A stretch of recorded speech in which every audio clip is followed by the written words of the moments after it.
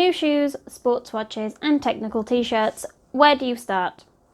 Hi guys, it's Jess here, and this week I'm going to get you geared for running.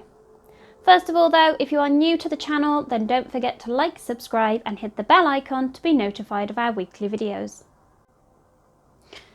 Running is a sport that can be inexpensive. You don't really need much other than yourself, a comfortable pair of shoes and somewhere to go.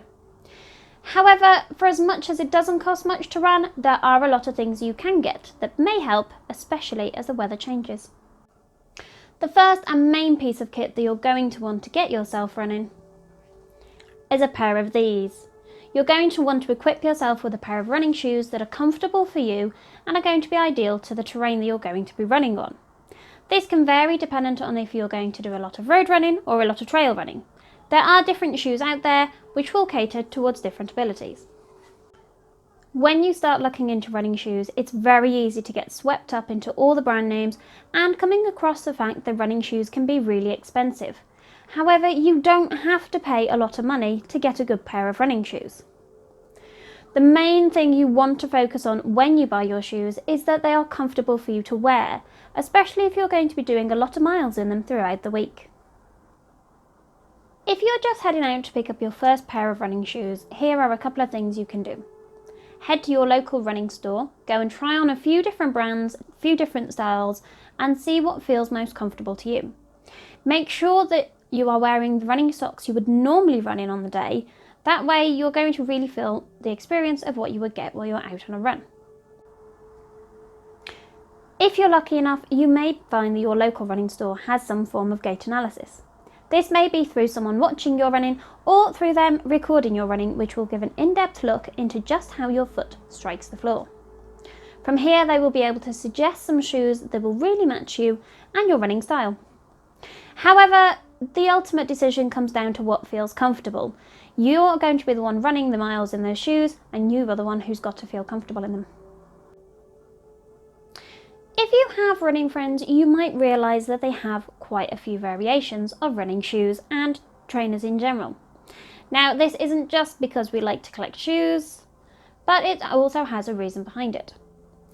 You will want a different pair of trainers on the trails than you will on the road, as each of them serve a different purpose. But you're also going to find that you don't want to take your running shoes down to the gym just to go and do a few bits of weights and maybe a few bits on the bike. It's always advisable to wear a different pair of trainers for running than you would in the gym, as this helps your running shoes last a little bit longer.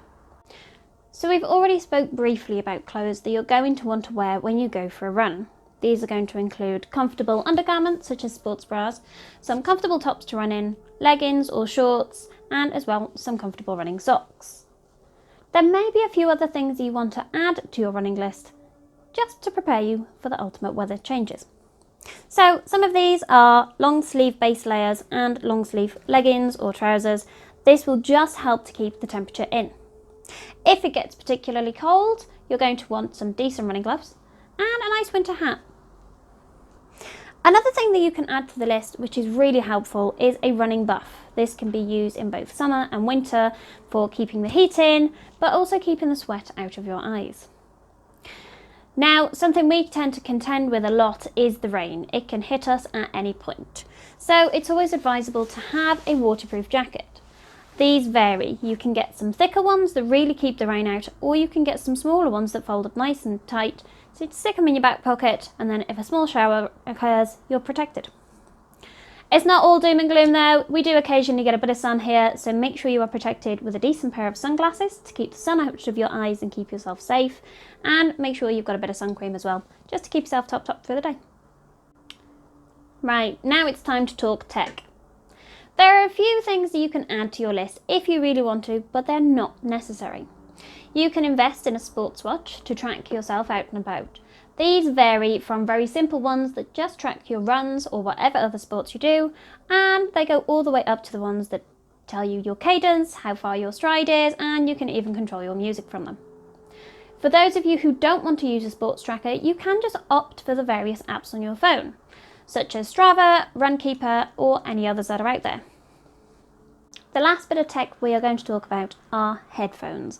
I love wearing my headphones when I'm out for a run, and as mentioned in previous videos all about safety, I've advised that whenever you're out somewhere that's unfamiliar to you, make sure you take one headphone out. Now, there are plenty of running-based headphones or cycling-based headphones out there that you can use, or you can just opt for some normal headphones. If you want to take safety to the next level, you can get bone conducting headphones, which don't sit in your ear, they sit around so you can still hear your surroundings. The last couple of things that you will want to add to your list are things that will help keep you a little bit safer whilst you're out and about, and also add a bit of extra convenience. You might want to invest in a head torch, particularly if you go out running at night, and make sure that you've got some reflective strips or bright coloured clothing for when you're out in the dark or even through the day. The last thing I would suggest is a running belt or running bag of some sort, especially if you don't have a jersey or a top that has pockets on, or leggings that have pockets on. This way you can keep a bit of cash, your keys and your phone close to hand without having to worry about where they are. Now you can go and get yourself geared up for your next run. Thanks for watching, and don't forget to like, subscribe and hit the notification bell to keep up to date with our weekly videos.